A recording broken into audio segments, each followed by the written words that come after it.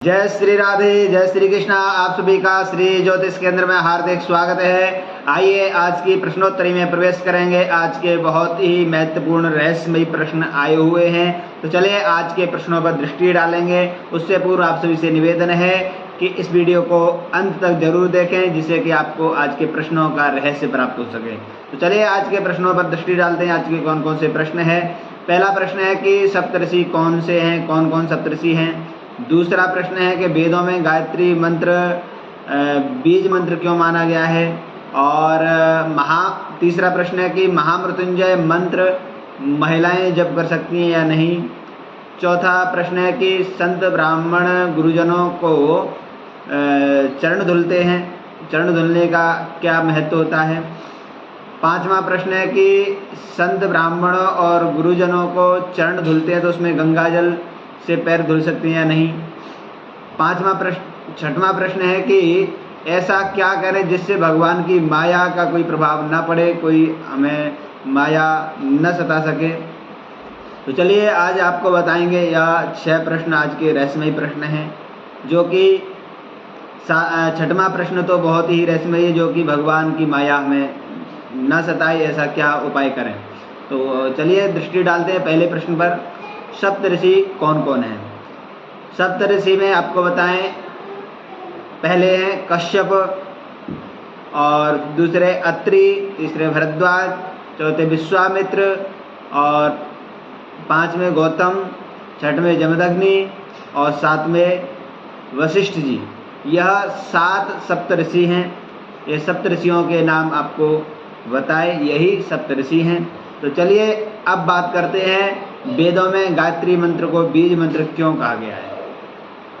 तो यह भी प्रश्न बहुत महत्वपूर्ण है। आपको बताएं, गायत्री देवी जो है वह चारों वेदों की जन्मदात्री हैं। ऐसे गायत्री देवी जो कि चारों वेदों की अधिष्ठात्री देवी मानते हैं, ऐसे गायत्री देवी का जो मंत्र है वो गायत्री मंत्र चारों वेदों का सार है। चारों वेदों का सार है क्या? गायत्री मंत्र। तो गायत्री मंत्र चारों वेदों के सार होने की वजह से उसे मुख्य बीज मंत्र मानते हैं। वेद का मुख्य बीज मंत्र है गायत्री मंत्र। चलिए अब आपको बताएं, गायत्री मंत्र हर किसी को उच्चारण नहीं करना चाहिए।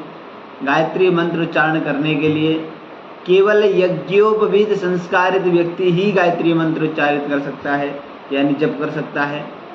ऐसा विधान है, क्योंकि यह वैदिक मंत्र है और वैदिक मंत्र बिना यज्ञोपवीत संस्कार के कोई भी व्यक्ति जप नहीं कर सकता है, उसे उच्चारित नहीं कर सकता है। और चलिए अब तीसरा प्रश्न है, महामृत्युंजय मंत्र महिलाएं जप कर सकती हैं या नहीं। बहुत अच्छा प्रश्न किया है, और यह प्रश्न भी किसी महिला ने ही किया है, ये भी बहुत अच्छी बात है। तो आपको बताएं, महामृत्युंजय मंत्र भी वैदिक मंत्र है। जैसे गायत्री मंत्र वैदिक मंत्र है, उसे बिना यज्ञोपवीत संस्कार के कोई नहीं पढ़ सकता, ऐसा विधान है। उसी प्रकार से महामृत्युंजय मंत्र भी वैदिक मंत्र है। उस मंत्र को भी, महामृत्युंजय मंत्र को भी बिना यज्ञोपवीत संस्कार के कोई भी व्यक्ति नहीं पढ़ सकता, चाहे वो ब्राह्मण ही क्यों ना हो। और महिलाओं को महामृत्युंजय और गायत्री मंत्र दोनों ही नहीं पढ़ना चाहिए। महामृत्युंजय मंत्र महिलाओं के लिए उचित नहीं माना गया है। जो वैदिक मंत्र है उसका बीज मंत्र है, महामृत्युंजय का बीज मंत्र है, उसे कर सकते हैं, लेकिन महामृत्युंजय जो वैदिक मंत्र है उसे नहीं कर सकते हैं।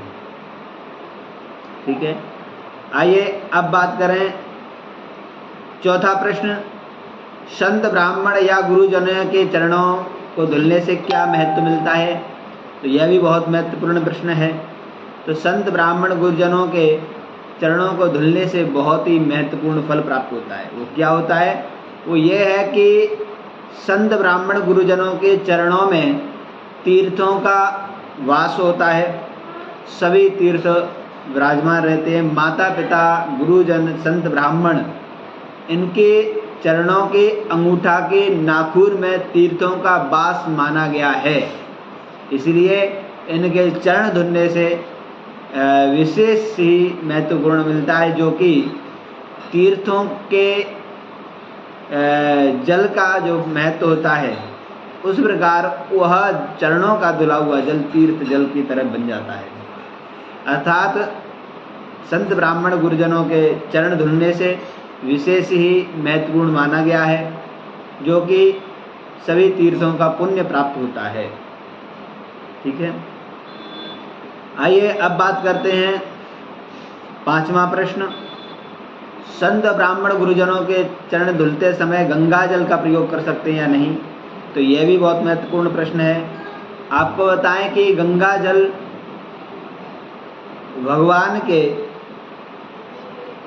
चरणों से प्रकट होकर के ब्रह्मा जी के कमंडल से गौमुख गंगोत्री से होते हुए भागीरथी गंगा यानी भागीरथी ने गंगा जी को प्रकट किया, भोले बाबा की जटाओं से होते हुए गौमुख गंगोत्री से होते हुए आई, जो कि वो गंगा जी भोलेनाथ जी ने अपने सिर पर विराजमान किया। ऐसे पावन पवित्र गंगा जी, उनको किसी भी प्रकार से किसी के चरणों में चढ़ाते हैं, वो भी खासकर मनुष्य जीवन के किसी चरणों में, तो वो शुभ कार्य नहीं होता है। क्यों? क्योंकि संत ब्राह्मण गुरुजन माता पिता ये हमारे लिए भगवान है, हमारे लिए देवता हैं, लेकिन देवताओं के लिए या भगवान के लिए भगवान नहीं है, देवताओं के लिए देवता नहीं है। ठीक है, यानी माँ गंगा जी हमारी हैं, हमारे गुरु जी की भी हैं, हमारे माता पिता की भी हैं, कोई संत हैं तो उनकी भी गंगा जी माँ हैं, तो माँ को अपने चरणों में चढ़ाना उचित नहीं होता है। इसलिए संत ब्राह्मण गुरुजन अर्थात किसी भी मनुष्य के चरणों में गंगा जी चरणों में नहीं चढ़ाना चाहिए। ऊपर जल छिड़क सकते हैं लेकिन चरण नहीं धुलना चाहिए। ठीक है, अब बात आप सोचें, ये प्रश्न आ रहा हो कि गंगा जी में प्रवेश करते हैं तब तो पूरे ही प्रवेश कर जाते हैं, चरण में ही कर जाते हैं। तो देखिए, वो प्रवाहित गंगा है, प्रवाहित में गंदगी भी हो जाती है तो अपवित्र नहीं माना जाता है और उसमें दोष नहीं माना जाता, हो जाती है। लेकिन उसमें प्रवेश करते हैं तो उसमें भी देखो आवश्यक होता ही है जाना। लेकिन यह तो आप जान के कर रहे हैं कि चरणों पे गंगा जल चढ़ाना ये उचित नहीं होता है। किसी भी प्रकार से संत ब्राह्मण गुरुजन भी हों तब भी गंगा जल को चरणों में न चढ़ाना चाहिए। ठीक है, आइए अब बात करते हैं ऐसा क्या करें जिससे भगवान की माया का कोई प्रभाव न पड़े, माया न सताए। तो यह भी बहुत महत्वपूर्ण प्रश्न है। तो आपको बताएं, भगवान की माया प्रत्येक जीव को सताती है और भूमि परत बाधा लिपटानी, अर्थात भूमि पे आते ही सभी बाधाएं लिपटने लग जाती है, यानी सभी प्रभु की माया हमको घेर लेती है। भूमि पे आते ही हम माया में पड़ जाते हैं।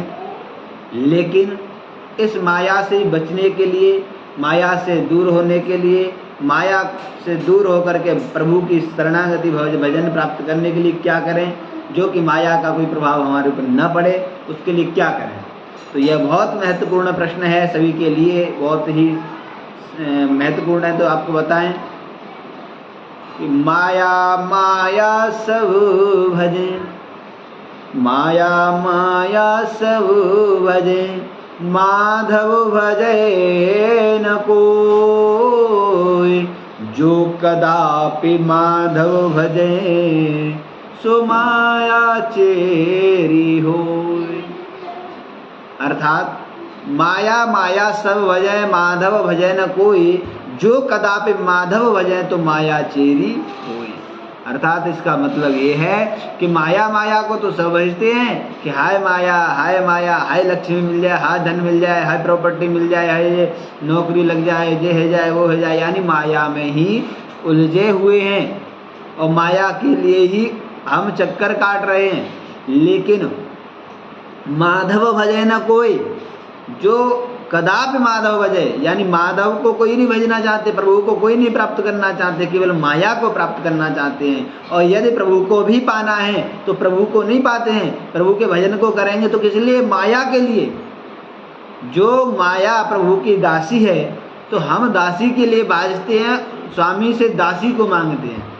यदि स्वामी को ही अपना बना लिया जाए तो दासी चेरी होए, यानी जो कदापि माधव भजे तो माया चेरी होए। माया दासी, हम अपनी भी दासी बन सकती है, लेकिन कब? जब हम प्रभु को अपना बना देंगे। ठीक है, इसीलिए क्या करना होगा? प्रभु की शरणागति प्राप्त करना होगा। यदि माया से बचना है तो प्रभु की शरणागति ही एक सिर्फ उपाय है। एक ही उपाय है कि प्रभु की शरणागति प्राप्त करें और प्रभु को अपना बना लें, यही सबसे बड़ा उपाय है। अब बनाना कैसे है ये अपने ऊपर निर्भर है। क्यों? क्योंकि जब तक प्रभु के बारे में जानेंगे नहीं तो विश्वास नहीं होगा, और जब तक विश्वास नहीं होगा तब तक संबंध नहीं जुड़ेगा। जब तक संबंध नहीं जुड़ेगा तब तक हमारे अंदर समर्पण की भावना जागृत नहीं हो सकती, और जब तक समर्पण की भावना जागृत नहीं होगी तब तक प्रभु हमारे हो ही नहीं सकते। तो प्रभु को अपना बनाना है तो क्या करना होगा?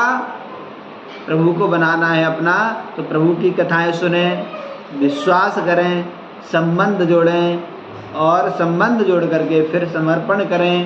तेरा तुझको अर्पण क्या लागे मेरा।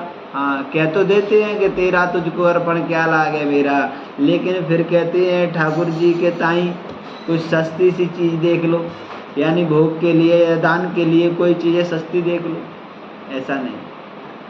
समर्पण भाव पूर्ण रूप से श्रद्धा भाव के साथ समर्पण भाव जिस दिन हो जाएगा उस दिन प्रभु हमारे हो जाएंगे, और प्रभु जब हमारे हो जाएंगे तो फिर हमें किसी भी चीज़ की आवश्यकता ही नहीं होगी। क्यों? क्योंकि माया चेरी होए, सब माया अपनी दासी बन जाएगी। इसलिए प्रभु की शरणागति प्राप्त करना ही सबसे बड़ा उपाय है। तो आज के बहुत ही महत्वपूर्ण रहस्यमयी प्रश्न रहे। आज के प्रश्नों के लिए प्रश्नकर्ताओं को बहुत बहुत धन्यवाद करते हैं कि ऐसे प्रश्न आपने किए जिससे कि आज की प्रश्नोत्तरी भी बड़ी सुंदर हुई। तो चलिए आज के लिए इतना ही, कल पुनः फिर मिलते हैं। आज के सबको राधे राधे। जय श्री कृष्णा, जय श्री राधे।